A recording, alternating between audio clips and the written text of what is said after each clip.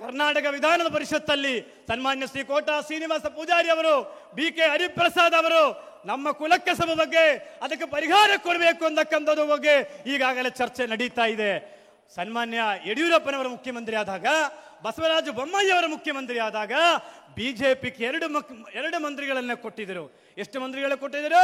2 ಮಂತ್ರಿಗಳ ಕೊಟ್ಟಿದ್ದರು. ಸನ್ಮಾನ್ಯ ಶ್ರೀ ಕೋಟಾ ಶ್ರೀನಿವಾಸ ಪೂಜಾರಿ ಅವರು ಶ್ರೀ ಸಚಿವ ಸುನಿಲ್ಕುಮಾರ್ ಕೂಡ ಆಗಿದ್ರು. ಜೊತೆ 3 ನಿಗಮದ ಅಧ್ಯಕ್ಷರನ್ನ ಕೂಡ ಮಾಡಿದರು. MSIಗಳಿಗೆ ಹರ್ತಾಳ್ ಆಲಪ್ಪನವರನ್ನ ಮಾಡಿದರು. ಹರಿಕೃಷ್ಣ ಬಂಡಾಳ್ ಅವರನ್ನ ಕಿಯೋನಿಕ್ಸ್ ಮಾಡಿದರು. ಮಂಗಳೂರು ಅಭಿವೃದ್ಧಿ ನಿಗಮಕ್ಕೆ ನಮ್ಮವರೊಬ್ಬರನ್ನ ಕೂಡ ಮಾಡಿದರು.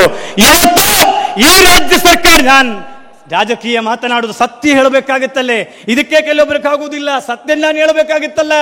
ಇವತ್ತು 2 ಮಂತ್ರಿಗಳನ್ನೇ 3 ನಿಗಮದ ಅಧ್ಯಕ್ಷರುಗಳನ್ನೇ ಇಷ್ಟೆಲ್ಲ ಕೊಟ್ಟಿರ್ತಕ್ಕಂಥ ಸನ್ಮಾನ್ಯ ಯಡಿಯೂರಪ್ಪನವರು ಇವತ್ತು ರಾಜ್ಯ ಸರ್ಕಾರದಲ್ಲಿ ಮೊನ್ನೆ ಸುಮಾರು 164 ಸ್ಥಾನಮಾನಗಳನ್ನ ಘೋಷಣೆ ಮಾಡಿದ್ರು.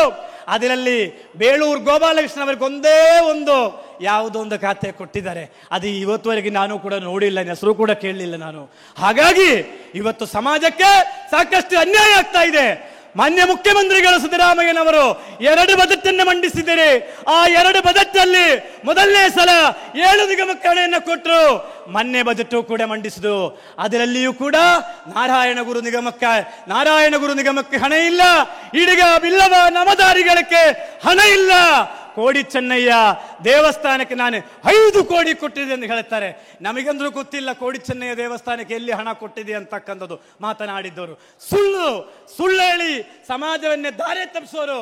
ಇವತ್ತು ರಾಘವೇಂದ್ರ ಅವರು, ಯಡಿಯೂರಪ್ಪನವರು, ಇಲ್ಲಿ ಕೂತಿರತಕ್ಕಂಥ ಪ್ರತಿಯೊಬ್ಬ ವ್ಯಕ್ತಿಗಳು ಕೂಡ ಅವರು ಪ್ರಿಂಟ್ ಮಾಡಿ ಹೇಳಿದ್ದಾರೆ, ನಾವೇನೇನು ಈ ಸಮಾಜಕ್ಕೆ ಮಾಡಿದರೆ, ನಾವೇನೇನು ಮಾಡಿದೆ ಅಂತಕ್ಕಂಥದ್ದು.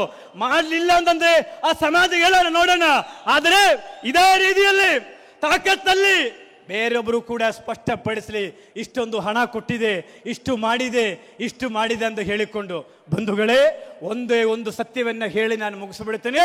ಸನ್ಮಾನ್ಯ ಯಡಿಯೂರಪ್ಪನವರ ಬಗ್ಗೆ ಪೂಜ್ಯ ಸ್ವಾಮೀಜಿ ಅವರಿಗೆ ಹೇಳಿದಾಯ್ತು, ಅವರೊಂದು ವ್ಯಕ್ತಿ ಅಲ್ಲ, ಅದೊಂದು ಶಕ್ತಿ ಇದೆ, ಅದೊಂದು ಶಕ್ತಿ ಅಲ್ಲ, ಅದೊಂದು ದಿವ್ಯ ಶಕ್ತಿ ಇದೆ ಅಂತಕ್ಕಂಥದ್ದು ಬಗ್ಗೆಯೂ ಕೂಡ ಪೂಜ್ಯ ಸ್ವಾಮೀಜಿ ಅವರು ಹೇಳಿದ್ದಾರೆ. ಆದ್ರಿಂದ ಬಂಧುಗಳೇ, ನಾವೆಲ್ಲರೂ ಕೂಡ ಆ ಇಳಿಯ ವಯಸ್ಸಲ್ಲಿ, ಎಷ್ಟು ಇವತ್ತು 78 70 79 ಯಡಿಯೂರಪ್ಪನ ವಯಸ್ಸು 81 ವಯಸ್ಸಲ್ಲಿಯೂ ಕೂಡ ಅವರ ಸಿದ್ಧಾಂತಕ್ಕೋಸ್ಕರ ಇವತ್ತು ಅವರು ಪ್ರವಾಸ ಮಾಡುತ್ತಾ ಇದ್ದಾರಲ್ಲ ಬಂಧುಗಳೇ.